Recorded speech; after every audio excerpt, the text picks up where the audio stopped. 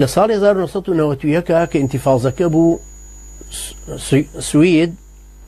مەسئولیەتی هەموو شتە تەکنۆلۆجیەکانی پەرلەمانی خستە گردنی خۆی، کۆمپیوتەر و خەتی ئینتەرنێت و خەتەکانی تر و چۆنێتی ڕەبتکردنی میکرۆفۆن و سەماعە و الحاصل اتصالاتی ناوە و دەرەوە هەموو شتێکی گرتە ئەستۆی خۆی و لە 92 بۆیان دروست کردن. لەو سەردەمەشا کورد بۆ خۆی پەرلەمانی بە شتێکی زۆر مقدەس زانیکەوە لە 95 هەڵیان بژار 95 بەڵام یەکەم بڕیاری پەرلەمان کە 50-50 تەوزیعان کرد لە بینی دوو تاغوتەکەیە قووەتی سێهم نەما، چونکە دائیمە قووەتی سێهم ضروریە لە نێوانی دوو حیزباکە هەن. مادام قانون نایگرێتەوە تەوازن دروست دەبێتەوە بە هێزی سێهم، بۆیە بزوتنەوەی ئیسلامی زامینی ئەو دوو هێزە بوو کە بزوتنەوەی ئیسلامی نەما ئەوانە یەکجار بوون بە غول بوون بە دێو بوون بە عازیا بە هیچ پڕ نەبوون. بۆیە ئێستاش ضروریە هێزی سێهم دروست بێتەوە ئەگەر ئەوانەمانەوە. ئەمەندان پەرلەمانانەی فەڕەنسا دوایی هاتن کەوتنە مناقەشەکردنی دەستور. 2 ساڵی ڕەبەق خەریکی نووسینەوەی دەستور و مناقەشەکردن و ئەو شتانی بووین هەتاکو ڕەشنووسی دەستورەکان تەرتیب کرد لە ئابی 1991. یەکێک کە ناوی تۆریەیە بیرمەندێکی فەڕەنسیە ئەڵێ دەستور بوو بە شتێکی مقدەس، لە زانکۆ و مەڵبەند و قوتابخانەی مناڵانیشە مناقەشە ئەکرا، چاپ ئەکرا و ئەنێرا بۆ شار و لادێکان هەتا هەموو لایەک مناقەشەی بکەن، بوو بە ڕاگەیاندنی مافەکانی مرۆڤ و هاوڵاتێتی. ئەمە عینوانەکەی بوو، ڕاگەیاندنی مافی مرۆڤ و هاوڵاتێتی، یعنی کە بووی بە هاوڵاتی فەڕەنسا ئەنجاوان دیاریشیان کردو کەی ئەبی بە هاوڵاتی فەڕەنسا دوای 5 ساڵ، کەی هاوڵاتی و داماوی کوردی سەردەشتی یا ئامەدی یا هی ڕۆژاوە لە هەولێرا بوون بە هاوڵاتی. هیچ. ئێستا شەرپەناهێندە ئەو هەموو داماوەی لە کۆیان ڕاکردوەکانی دەستی ئێران و جمهوری ئیسلامی ئێرانی یا ئەوانەی ترکە لە تورکیا ڕایان کردوانەی لە سووریا ڕایان کردو ئاوارە بوون، ئەوانەی 5 ساڵ و 15 ساڵ و 20 ساڵیان تەکمیلە کردووە هێشتا چاوەڕێی ئیقامەن. ئێوەزانن چ جەریمەیەکە ئەمە؟ یعنی تۆ کوردێک لەو دی سنوورە مەلعونەکەەوە بێوای حساب کە ئێوە هاوڵاتیەکی ترە، خۆت و ئابزانی کە تۆ جنسیەت بەدەستە کە ئێستا عەبادی هەموو شتێکتان لێسەنێت. جەبزانە ئەو دەستورە شڕۆڵی ئێوە داتان ڕشت کە مقدیمەکەی جارە بۆ ڕازیکردنی ئەمریکا بوو لە بەڕێ باسی ئەبراهام لینکۆڵنەکەن. برگەکانی ناوەی کە لەسەر تەکفیرە، کە لەسەر تیرۆرە، کە لەسەر قاچانەوەی وەکو خۆتان ناوتان ناو، لەسەر دوژمندارێتی ئەجنەبی بۆی هیچ کەسێ نەتوانێت بەرامبەر احتیلال بوەستێت. هەموویتان کرد بە قانون و حکمی ئەعدامی لەسەر بوو. بسمیلای دەستورەکەتان بوو. بڕیاری یەکەمی پەرلەمانە هەڵوەشاوە سەخیفەکەتان، دوو لەو ئاەت و حەدیسانی کە تایەتی. بڕیاری یەکەمتان فیدرالی بوو، بڕیاری دووهەم کوشتنی کوردی باکوور بوو لە قازانجی تورکیا. بۆی مەرزی ئیبراهیم خەلیلتان بۆ بکەنەوە. 1000 دانە پێشمەرگەی پەکەکەتان کوشت، ڕسمی 500تان گرتبوو لەسەر جادەی دهۆک بۆ زاخۆ بۆی نیشانی میدیاکانی تورکیای بدەن و بە سەربەرزی و بڵێن ئەوە تا ئێمە هەین. لەو کاتی نێچیروان بارزانی فەخر و شانازی بۆەوە کرد ئەیوە ئێمە ناهێڵین ئاردیش بۆ قەندیل بڕوە لەبەرەوەی پەکەکەی لێبوو. لە تەنگی بێگۆڤەدا پێش جێشی تورکی کەوتبوون و دەوەن بە دەوەن و بنبەرد بە بنبەرد لغمتاندا ئەنا لەوێ. جعفەرە پرتەش، جعفەرە تورتەش کە ئێستا بووە بە شۆڕژگێڕی ئاش بەتاڵەکە کە لە 15,000 پێشمەرگەم لا بخۆم ئەمری ئینسحابم پێدا، ئەویش بە چاوێکی پلاستیکی زۆر قایمەوتی ئێمە هەموو شاخەکانی پێنجێمان ڕووماڵ کردووە لە قازانجی شێ، لە قازانجی ئێرە. دوایەوەی پاسدارتان هێنایە کۆیە، دوایە ئەوانی تریش 92 کیلۆمەتریان پاکسازی کرد لە سەردەشتەوە بۆ خانێ بۆ پاسداران پارتی وێچێتی. دوایەوەی جێشی تورکیاشتان هێنایە سەر قەندیل بە هەردووکتان، جێشی ئێرانیشتان هێنا، هەردووکیشتان جێشی عراقیتان هێنا. مزاهدەی چی لەسەر کوردایەتیەکەن. ئابزانن پەرلەمانی کوردستان و دەستور چۆن بێقیمەت بوو بەدەست مەسعود بەرزانی. ئەنجاو ئەندام پەرلەمانانەی کە چوونە پەرلەمان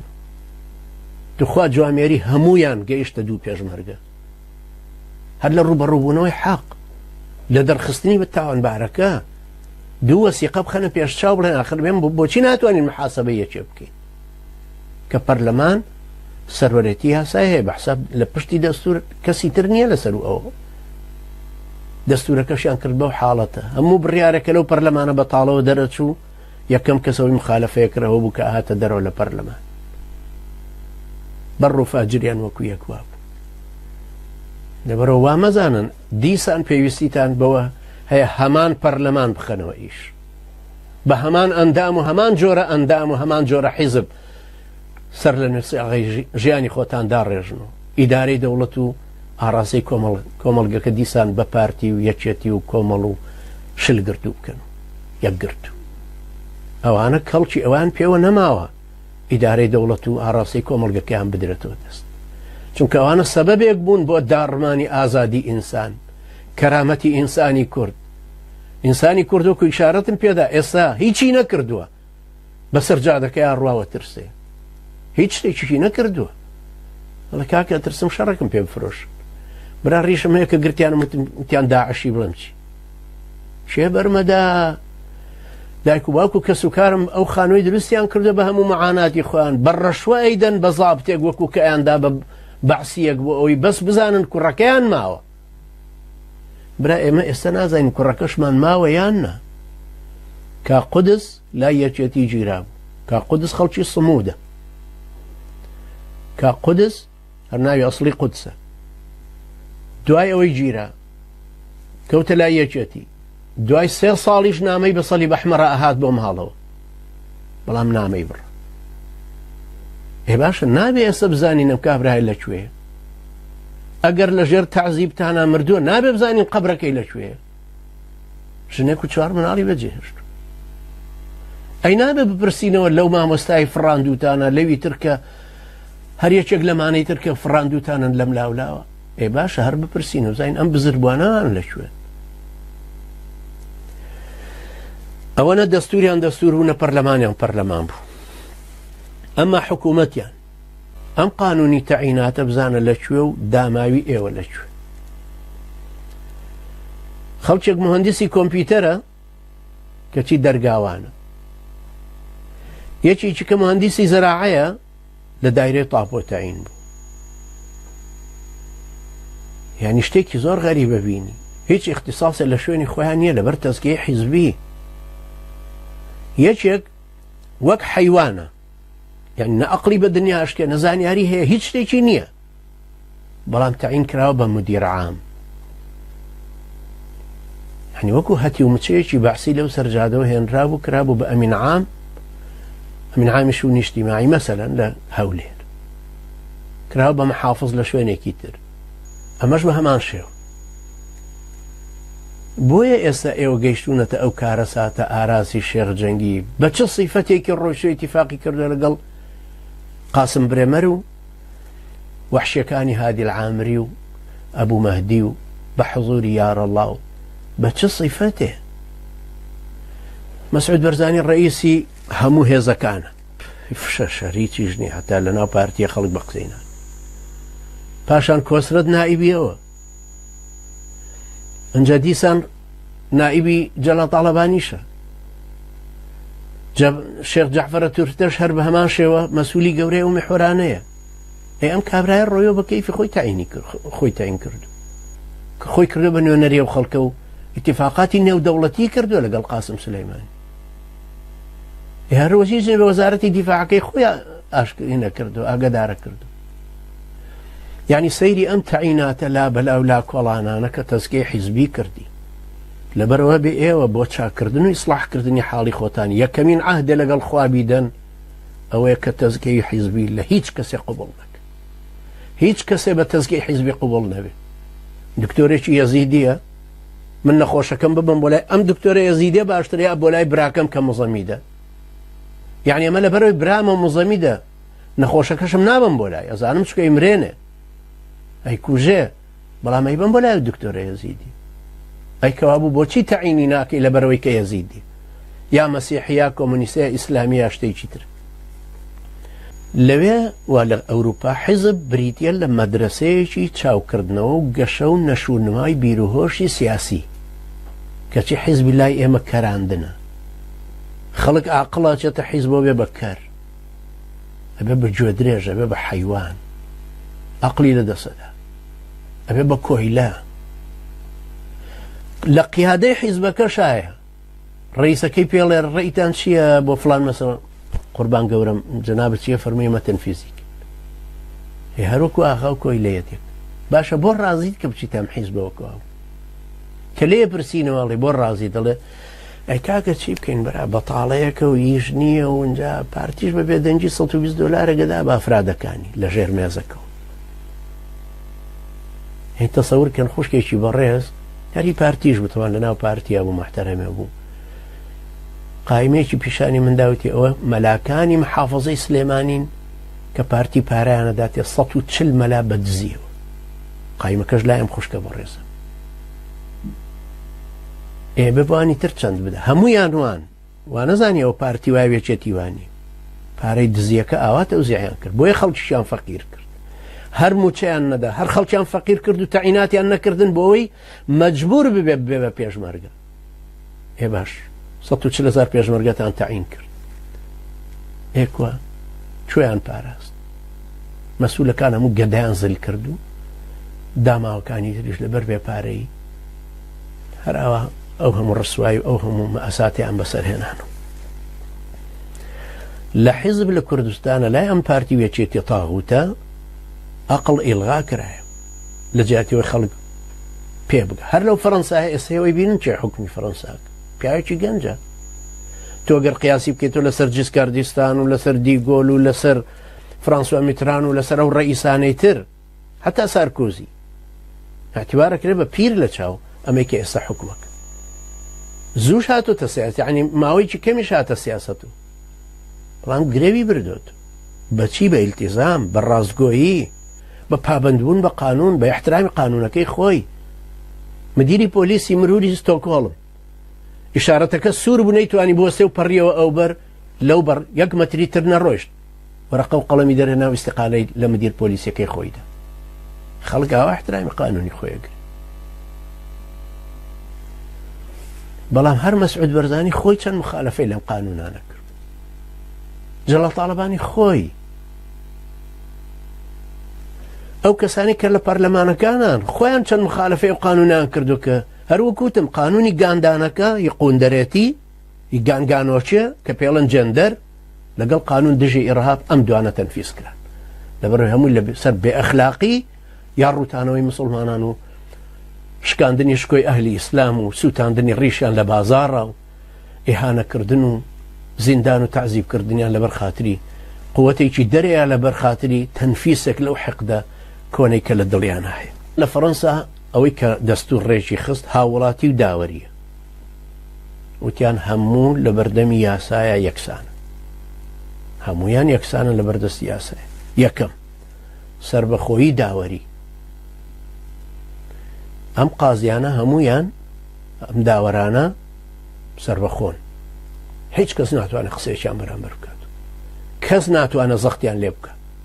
من بۆ خۆم 62 جار چوومەتە دادگای نەرویجی هەمووشی وا ئەبینم قازی گوێی گرتووە لە هەموو ئەترافەکان شەڕە بڕگەی قانونی محامیەکان من قسەم کردووە بەرامبەرەکەم قسەی کردووە ئەو منی تەزعیف کردووە من دیفاعم لە خۆم کردووە ئەویش وەستاوە نائیبەکانی لەگەڵیان لە یەکێ لە محکەمەکانە 7 قازی 43 ڕۆژ توولی کێشە قازیەکە ئاخر شت بە منی ودوتی قسەی هەمووی ئڵغاکەرەوە خۆت ئاخر قسەت چیە لە مەسەلەی قورئان سووتان نەکەی وتم ئەوەیە کە بڕوان پێیەتی دەوا حکومەکە لەسەر ئەم قسەیە دەرچوو. بەڵام ئێوە تەسەورکەن ئەو قەزاوەتی کە لە کوردستانە هەیە ئاخر وەرە کابرایەک لەسەر حفازە دزین 11 ساڵ سجن لەسەر حفازە لەسەر شیری مناڵ باشە ئەم قازیە ئەم قانونە ئەم داوەرە ئەگەر بەپێی قانون حکمی کردووە برا قانونی دارستانی جوان نییە بەخوا شێرێک لە دارستان پێی عیبە قانونی وا دەرکە کە حیوانە ئەمە نابێت شتێکی قانونی بێ بڵێ کابرا حەفاڵزەی دزی وەڵا لە بڕگەی مادەی ئەوەندە بڕگەی ئەوەندەی عقوبات 11 ساڵ سجن بە شەرتێک کابرای خاوەن حەفاڵزە و دوکانەکەش هاتوونە با بە گردنی ئازابێ پارەی لێ بۆ پارەکەی نەدزیوە بەس پێویستی بەم حەفاڵزانە بۆ مناڵەکەی موچە نییە ئەگەر بە پێی قانونی ژنەی کردووە بابە من لە لاهوری شێخ جەنگیەوە فێر بووە ئەمە شەقاوەیە کراوە بە هاتووە لە کۆڵانەوە هاتووە من لە گاوچی و قومار چییە ئەمە چ سیما و سیفەتێکی داوەری پێوەی لەبەرەوە ئەمانەش پێویستیان بە ڕادان و لادان ئەبێ ئەو کەسانە ئەم جارە بێنەوە کە قەداسەتی قانونەکەیان لەبەرچاو ئەو قەداسەتی قانون و یاسا و دەستورەش قەداسەتەکە وەرناگرێ حتا وەکو ئەم دەستورەی فەڕەنسا خەڵک لە لادێ و شارەکانە مناقەشەی نەکە بەخوا من بیرم دێ لە گەرمیان ژنەگەی وتخوا هەندێک کەم لەو کتێبانە بۆ بێنە حەمام داخ واتە بەو کتێبی دەستورەی کە چاپیان کردو سربەخۆیی قەزا یەکسانی خەڵکی لە بەرامبەریە ئەنجا حەسانەت القەضا هیچ کەسێ لە هیچ وڵاتێکی قانونی لەم ئەوروپایە ناتوانێت قازیەک بترسێنێ مخابراتی نەرویجی ئەو هەموو تەلفیقەی بۆ من دروست کرا ئەو هەموو قسێ قازی چاوەڕێی قسەی خۆیەکە هیچ کەسێ ناتوانێت زەخت بخاتە سەری بڕیاری خۆیەتی خۆی چۆن قەناعەتەکە بە قسەکان و هیچ کەسێکیش ناتوانێت تەهدیدی کە ئەنجا ئێوە تەسەورکەن یەکێ لە هەڵەبجە گیراوە بە تۆمەتی تیرۆر یەکێک ئێوە ببێ بە محامی ناوێرێ دوو کەس چنە پێشەوەڵن کاکە ئەمانەوێ محامێتەکەی بۆ بکەیت لەو لاوە سمێڵ با بڕێک بە دەمانچێکە تەهدیدیانەکە ئەوانە تیرۆریستن کەس ناتوانێت دیفاعیان لێ بکە ئاخر هیچ شتێکی لەسەر ئیسپات نەبووە نا تیرۆریستن ئەوانە خەلای نائیمەن هەموو عایدی داعشن باش یەکێکی کە لە هەولێر گیراوە لەسەرەوەی لە فەیسبووکە سەلامی ناردووە بۆ یەکێک وتوێتی ئەرێ هەواڵی شام چۆنە یعنی ئەزانە کە ئەمەی بەرامبەرەکەی لە شامە لە سووریایە تەسەور کە ئەمە محامیەکەی کە ئافرەتێکی بەڕێزە ئەڵێ هەرچەند ئەم توانی بە ئەمەویست دیفاعی لێ بکەمەوە تەهدیدیانەکردم یا بە مەلەفەکە یا بە سەختکردنی ئیشەکە لەسەر خۆم ئەمە چۆن قیاسەکەی تۆ لەسەر شتێک کە بتوێت دەوڵەتێکی مەدەنی قانونی دروست بکەی قەزاوەتەکەی حڕ بێ ئەم محامیانە چەند ترساون جا تۆ سەیریکەن برایانی عەزیزی مشەڕەف قانونێکی دەرکرد ڕئیسی پاکستان عسکەری جەیشی لە بەردەستان و قیلابی عسکەری کرد بە ڕۆژی نیوەڕۆ لە مزگەوتی لالیدا بە کیمیاوی سێ دفنی کرد نخستنیە قەبرەوە لە بەرچاوی هەموو عالەم بەڵام قانونێکی کە دەرکرد مخالیف بە دەستور هەرچی محامی پاکستان هەیە مزاهرەیان لێکردن و هاتنە سەرجادە قسەی مشەڕەفیان شەقتی هەڵدا و بردیانە دەر ئەوە لە وڵاتێکی پاکستانە کە وەڵڵاهی 7 ساڵ من لە پاکستان بووم لە هەموو شتێکگەچێ لە وڵات نەبێ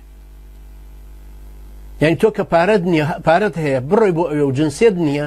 ئەتوانی 200 کەس بەکرێ بگری و مزاهرەت بۆ بکەن بۆ ناوی تۆ ڕسمی تۆ بەرزکەن و مزاهرەکەن لەو سەری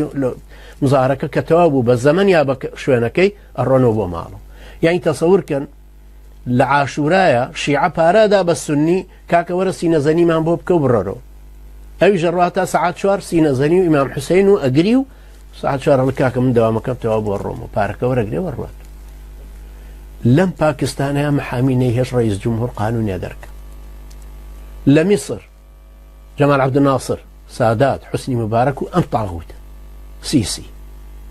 هەموویان هەوڵەدەن کەوا قانونەکە بگۆڕن بە میزاجی خۆی دەستور بگۆڕێ محامەکان لە ڕوویانە هەرەوەستنەوە ئەی باشە لە وڵاتی ئێمە ئەوەی زۆر داماوە و بێدەنگکراوە محامیەکانن یعنی تۆ تەسەور کە ئەم محامیە داماوە ناتوانێت بەرگری لە خۆی بکە ئەڵێ کاکە بە پێی قانون ئەمە نابێ ئەڵێ ناوە راپۆرتی تری پێگەیشتووە کە تۆ ئەگەر لەو مەلەفە نییە ئێ باش ئاگام لێنێ من مەلەفی تاوانبارەکەم لەلایە چکە من مدافعی ئەوم وەکیلی ئەوم محامی ئەوم ئەڵێ نا بەڵگەی سڕی هەیە چۆنە بێ من بەڵگە سڕیانە لە محامەکەی بشارێت و ئەگەر ڕاستە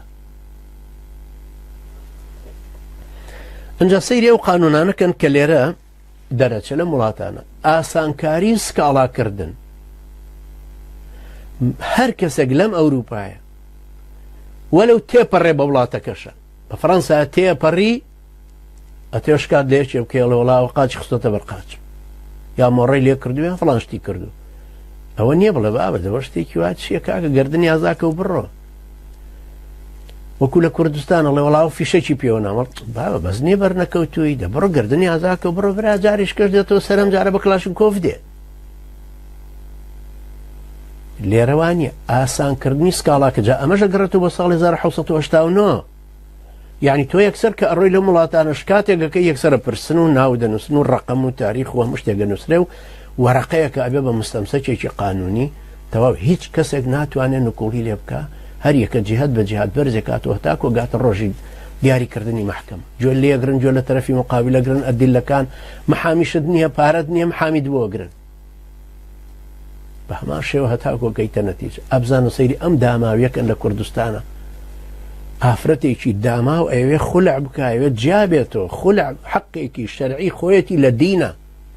مارە کراوە بە دین حەقی خۆیەتی خولع بکاوەکو پیاوەکە تەلاقی بەدەستە هەمیش خولعی بەدەستە بەڵام بزانت چ معاناتێکە چێژێ بۆ وەرگرتنەوەی حەقەکە بۆ مارەیە کە ئەبێ بیدرێتەوە دوایەوەی ئیهانە کراوە دوای لی دراوە دوای تەلاق دراوە بە مناڵەوە داماو بووە کۆڵی ژیانی لەسەر قورس کراوە بە دەستێکی شکاوە گەڕێتەوە سەر کە سوکاری چاوەڕێەکە مێردەکەی دادگا بۆی بڕیار بدات دادگا بڕیاری چی بۆدا بڕۆ مانگی 5,000 دینار بدەرەوە بەمشن 5,000 دیناری مارەیەکەی واتە هەتاکو 15 ساڵی تر ئەمە کۆتایی پێنایە یعنی بزانە ئەم هەموو لاسەنگیەی کە لەم هەموو قوانینانە هەیە کەس ناتوانێت سکاڵاکان بکاتەوە سکاڵاچی بۆ دادگا سەیرەکەڵێ وڵا ببوورە ئەم سکاڵایی جەنابە 2800 تری لە پێشەوەی ئەی باشە بۆچی قازی تەخەڕوج ناکە ئەی ئەم هەموو خەڵکە بچووە قانون ئێوە کولێی قانونی ئێوارانتاندانا بۆی نەخوێنەوارەکانی خۆتان شەهادە وەرگرن و بڵێ خریجی کولێی قانونە ئێ باشە بۆ خەڵک نەبوو بە قازی یەکێکی کە لەو ئیشکالاتە ئەنجا سەیریکەن لە فەڕەنسا طبعا هەر لەو کاتەشە شتێکی تردا مەزرا مەجلیسی قەزا پێوترە مەجلس القەضاء الأعلى يعني لە هەموو شوێنێک ئەمە هەیە جگە لە کوردستان طبعا چکە هەموو شوێنە محکەمەی دەستوری لێ تۆ گەرشکار لە مەسعود بەرزانی بکەیت بیتە محکەمەی دەستوری هەر لە تورکیای بندەستمانە ئەگەر تۆ بتێ شکات لە ئۆردۆغان بکەی محکەمەی دەستوریە شکاتەکە دووەرەگرێەوە لە فەرمو ئەویش دێ و محامی هەردوو لاتی تۆ لە ئێرانیش ئەگەر ئێستایەکی بڕوا شکات کاتۆ لە محمودی ئەحمەدی نەژاد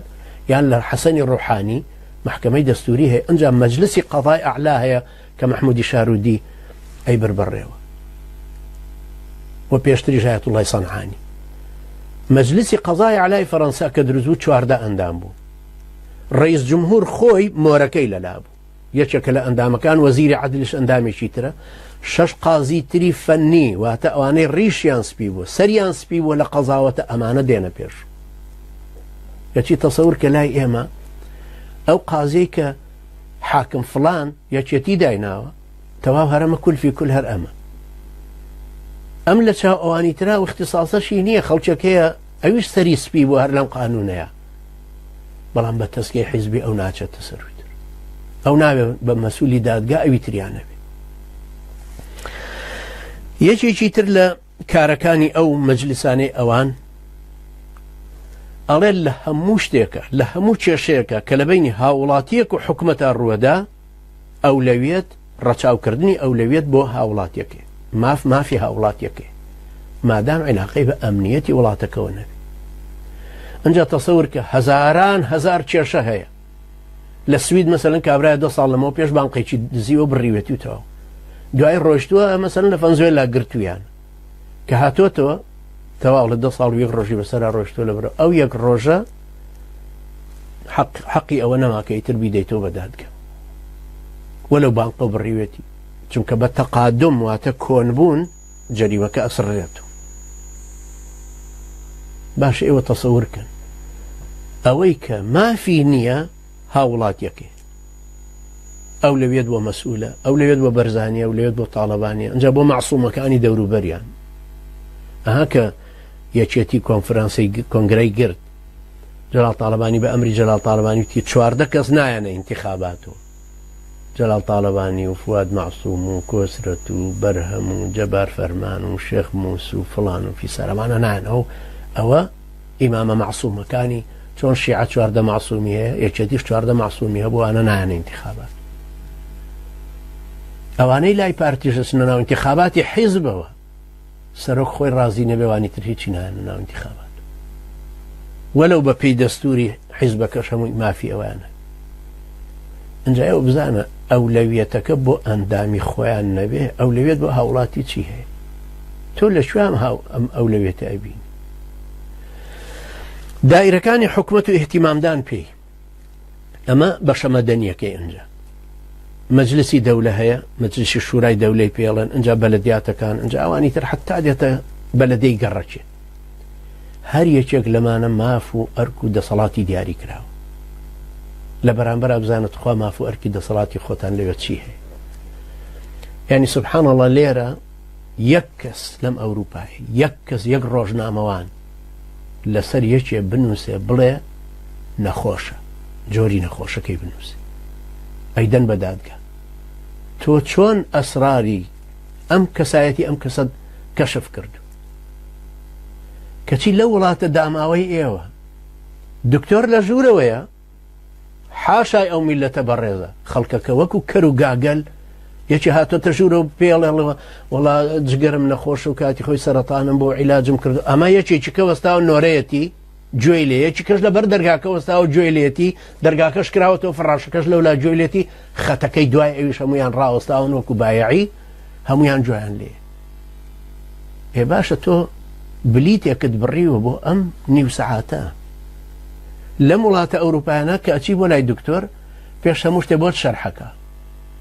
تۆڵی دانمێشێ ئەشعەیەگرێ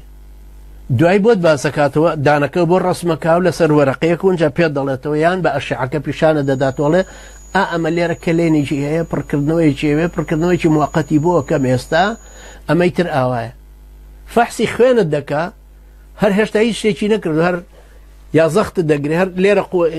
لاسیکەکەی قایم کردوون جاڵێ ئەوە ئێستا لاسیکەکەم قایم کرد ئەمە لۆکەیە بەدەستمۆ لێدەم تاقیم یەکەم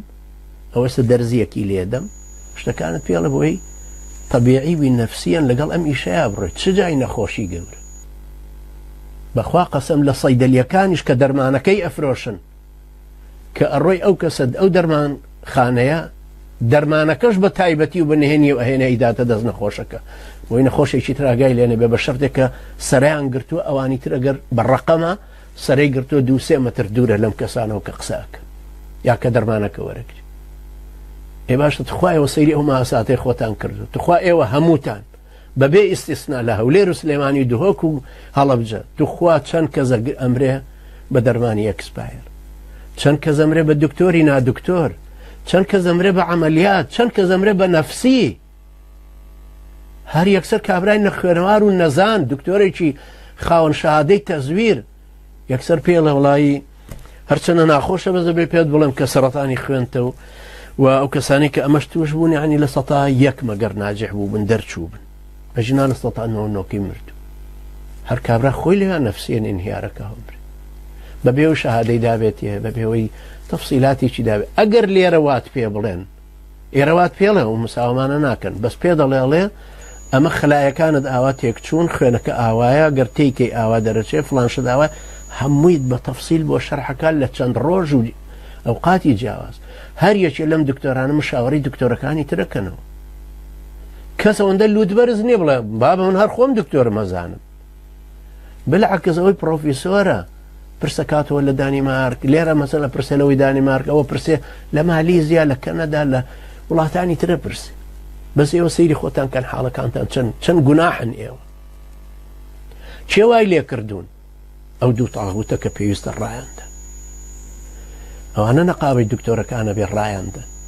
ئەوەی مەسئولی سەحەیە بێ ڕایاندن چونکە هەموو ئەم تاغوتانە دەستیان هەیە لە زەلیلکردنی ئێوە گرتنەوەی ئازادیتان گرتنەوەی موچەتان ئەوە موچەکە دیارە چونکە خواردنتانە بەڵام عیزەتتان کەرامەتتان سەحەتتان دەرونیتان باری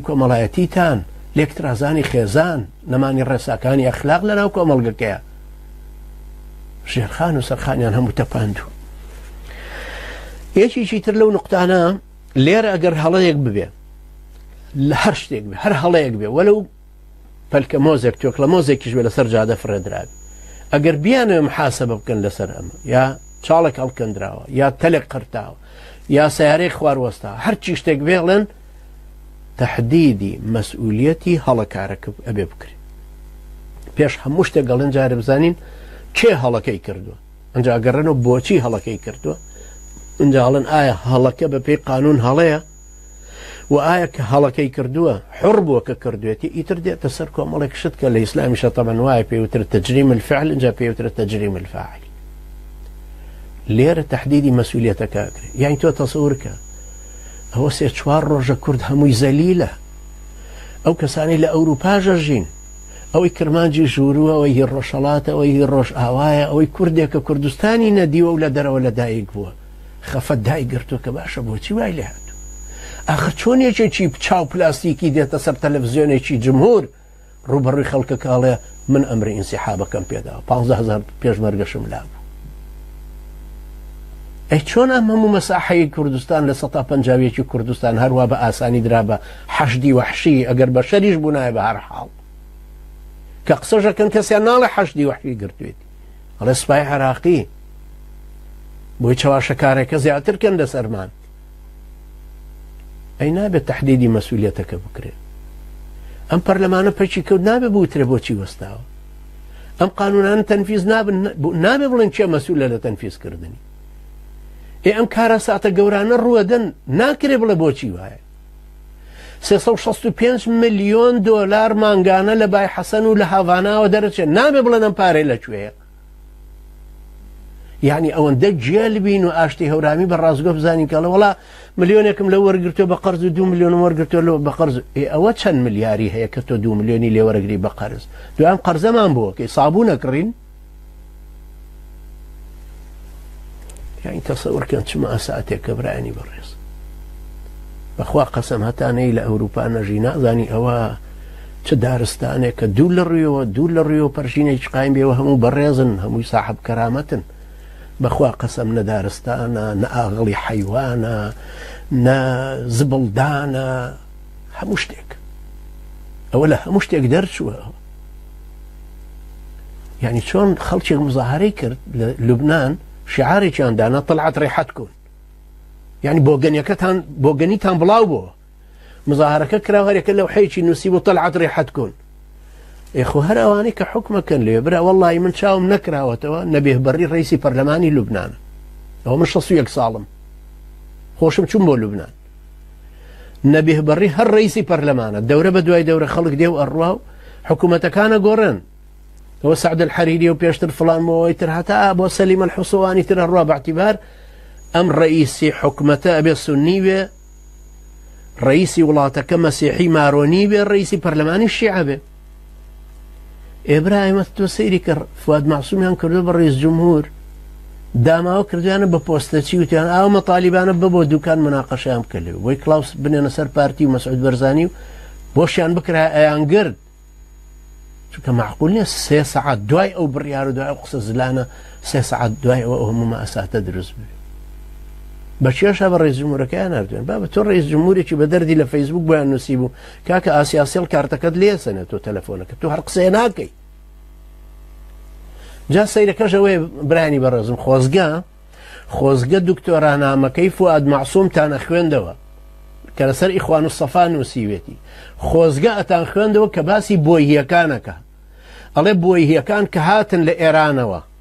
کەوتنە خەڵک کوشتن و تاڵانکردن و پارەبرین و وەرحاصڵ هینیشیان هێشتبوو خەلیفەی عەباسیشیان وەک ڕەمزێک هێشتبوو بەڵام لەژێر باڵیەوە هەموو شتێکیانە کرد ئێمە خۆتی کاکە ئەمە خۆتی قسەکەی مارکسە تاریخ و يعيد نفسه ولكن بشكل هزلي تخوا تۆ چەند هەزەلیە دانیشتووی لە ڕیاسەی جمهوری بەڵام ئەو خەڵکە ئاوی گەرمی کردۆتە ژێرت و تۆ بەناوە حساب ڕئیس جمهوری على الأقل جەلال تاڵەبانی جارێک چوو بۆ ئومەمی متحیدە و دوو ڕئیسی استقبال کرد وەلەو کە هەرەکەهاتەوە فەرشی سوورەکە بەس عومەر فەتاح بۆی ڕاخست بەڵام داما و تۆ فەرشەکەشت بۆ ڕاناخەن خەڵک نازانێت کەی دەیتەوە. ئەی چۆن ئەم هەموو مەسائلە بەڕێز بکەین؟ ئەی چۆن ئەم هەموو مەسائلە بەڕێز بکەین؟ ئەی چۆن ئەم هەموو مەسائلە بەڕێز بکەین؟ بەخوا پاسەکانی دەگن نەجەفی قەدیم بمایە ئێستا بەوەیان ناردیتەوە بۆ سلێمانی. تۆ سەیری ئەم هەموو ئیهانەیە، تۆ سەیری ئەمانە چۆن لە عیزەت و کەرامەتی خۆیان کەوتون، اینجا چۆن سنگ شێری ماکەر پشتن، چۆن بۆ میلەتەکەی خۆمان ئازان 36,000 کەس بدەن بە کوشت لە شەڕی پارتی وێچێتیە. ئەمانە هی ڕادان و لادانن، ئەمانە هی پی نەکردن نەماون، ئەمە هی ئەوە نەماون عوزریان بۆ بهێنرێتەوە. ئەنجا وەرە سەر پاراستنی حڕیەتەکان کە لە فەڕەنسا هەیە. هیچ کەسێک ناتوانێت مافی یەکێکی تر زەوت بکە. هۆڵەندا تەسەورکەن ڕەنگە 9 ملیۆن پێست ڕەشی لێبێ، ڕەش پێست، بەڵام یەک کەس ناتوانێت بێویتر بڵێت تۆ ڕەش پێستی یا تەعینی نەکا لە بەرەوەی ڕەش پێستە، وەکەوە کە لە ئەمریکا ڕووەدا یەکسەر حکمی دەرەچێت لەسەری. بەڵام تۆ سەیری کە کابرا ئەم دیوی دێگەڵە چەند فەرقی هەیە لەگەڵ ئەو دیو، تۆ سەیری ئەم فەرق و جوداییە. شتێکیشم بیستۆ نازانم چەند ڕاستە، هیوادارم ڕاست نەبێ، ئەڵێ بەرزانیەکان ناهێڵن جامانە سوورەکە کە وەکو هی خۆیانە یەکێکی تر لەسەریکە، هەروەکو ئال سعود کە ناهێڵن یەشماغە سوورەکە یەکێککە بیپۆش. تۆ سەیری ئەم جوولەکەیەتیە، تۆ سەیری ئەم ڕموزە ئەم شخۆسانی کە بە خۆیان دانا ئەمانەت خوا حڕێتی خەڵکیان پێپارێزرێ. فاقد الشيء لا يعطيه. بنسبة نقاباته أحزاب طبعا ولا ديار فرنسا أحزاب أنواع وأشكال، هي أحزاب يميني هي واشتراكي هي وحزب اشتراكي فرنسي، هر خوي مدرسي كي اشتراكي كان بو هر وكتش ولا السويد ولا إسبانيا مدارسي اشتراكي أو سيخ شويني كباسم كردن تأثيرات ينزور ترها ولا سر اشتراكي جهاني، هروها أحزابي ليبرالي ويمين وقومي وأنواع وأشكال. طبعا أحزاب هي وأنا بيوزنا كباسي شي كم نقابات يشمو ما نزانين، ونقابات لها مولاتك هاي يعني هو تصور كالنقابيك لكردستان هاي هرناها الله اشتيشي وهاي نقابي صحفين هي نقابي الروجنامة وانا مثلا، بلام هم الروجنامة وانا بكوش دانا توان هيت شتيوك شكاتي يشبكا لو زندرك لولا وديو دمان شكي بيو قاضيان تهديد كردو، ملفي چي دروينيان دروس كردو، صد دليلي تريان ترتيب كردو. هروها الجمعيات تبزاني استيوا أجر جمعيات تام ببوها، يعني سيري كان عزيزاني من ياتش لو ظلميك لأيوا كراوة بياويشي برز لباكستان هاي عبد الستار إيدي بالرحمة إخوائي ليبه بياويشي الدولة من بو 5,000 إسعافي دانا أبو لسر رقابانا كاني باكستان 5,000 إسعاف. طبعا هر إسعافي كي سي سايقي به چونك 24 ساعات تقسيم مش سي أكيتو بيبه 8 ساعات دوامك هر يچك لم سيارانش أبي خيرا إسعافات أولي بزاني أم نفرانا كحادثة الروا دالي خيرا بريندارا كان نقل كانوا خسخان 5,000 إسعاف هي يكس باش أجر أم طاغوتانا وين لأحمد إسماعيل حاجي محمدي باموشي نكر دايا حاجي محمدي باموشي وكو عبد الستار إيدي درسو أحمد إسماعيل وكو أو درسو من أمدو بياو برزار دو كان بينيوا دلباك بياو مسلمان بلان تصور كان كركي حاجي محمدي باموشيان فران لسليماني فران ديان نيزاني سري ليدر نكر تشينوانا يفران برديان برو عربد نيزاني جهاتك لعربته بيشان كردو بيبنو برو قلات شوالان لو دولار رايان قرد وتي كاكا بس بات تيبقم ايوه تشين وتشي تانا وتي انا بيا يا اتكوجينا 3 مليون دولار ايوه تي باش بيدن بخوتان ايوه خوتان يا تمثيل شوينه قرنا وتي انا ما يشتي بخوانا وكان شان زان هو نايلم لبروك ابراش ما وجاره بلكو توبك بخوا خوشي بو جرامو بو خوای قسم خوي بو جرامو كتونا افراندويا اخر ام طاغوتانا انجا بامر امام جلاليش ام طاغوتانا كخويان موچي خلچان بري نانهج رحم الرداي امتك لنا خويا بزي بيتو بسر خلچي ترى استا هر او اوارانا يا او مهاجر برزانه اهلي دوز او هم جوامر ازانه والله بيج مرقمان هبو هي دوز بخوا قسم كبكلاريكان بقرميانيان ود آزان لضمني آزاترين آزا كان خلقي دوز بون أم بياو شريفانا أم خلق بصبرا كفروش راون مصيريان وايلي هاتو هاتونتو يستا أبي بلين بسن بوشوه نەمنەزەمە هەیە ڕایانگرێ ئەبێ ڕووبکەنەوە ماڵە فەقیرەکانیان هەر ماڵێک 30-40 کەسی بەرکەوێ. ئێوە تەسەورکن برانی بەڕێزم ئەگەر ئەم دوو تاغوتە ملهوڕە پارتی وێچێتی کەرامەتی ئینسانیان بپاراستایە برا هەر عەلی قەرە